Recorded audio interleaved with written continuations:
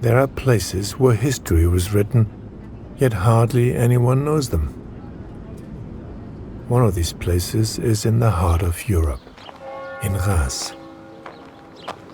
It is, of course, not the famous Gothic cathedral, but a hidden place, which for one night 80 years ago became the center of the world. A school, just an ordinary school.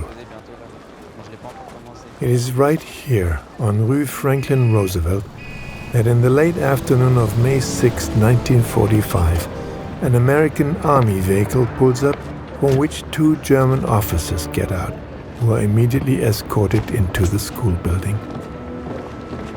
Colonel General Alfred Jodl and his adjutant Major Wilhelm Oxenius.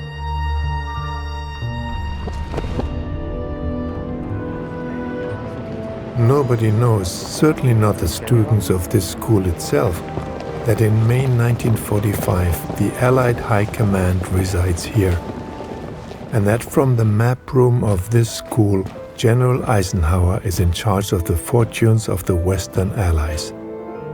Of all the secret places in Europe, this was the most secret, a witness to that night later writes. The Germans had come to negotiate a partial surrender on the Western Front only. They wanted to continue fighting against the Soviet army on the Eastern Front, but Eisenhower insisted on a total surrender.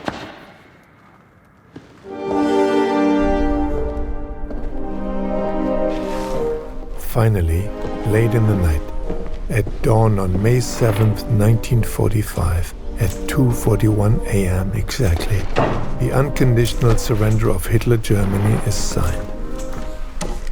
It only comes into force the next day on May 8th. At the request of the Soviets, the document is signed once more in Berlin.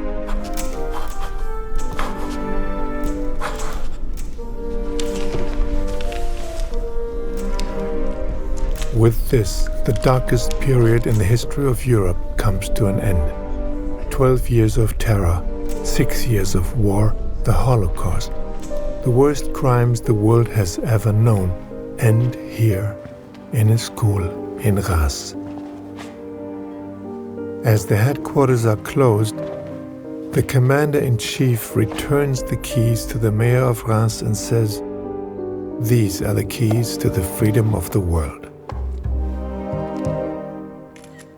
I was very touched by the sight of these keys, even though now they're just keys in a small museum in a school, and the doors they opened are no longer there. From my childhood onwards, I have lived 80 years in peace. A peace the night in this school brought us all. Today, in its 4th year, there is war in Europe again. It is also a war against Europe. 80 years after the liberation of our continent, we Europeans are realizing again that peace cannot be taken for granted. It is now up to us to take the keys to freedom into our own hands.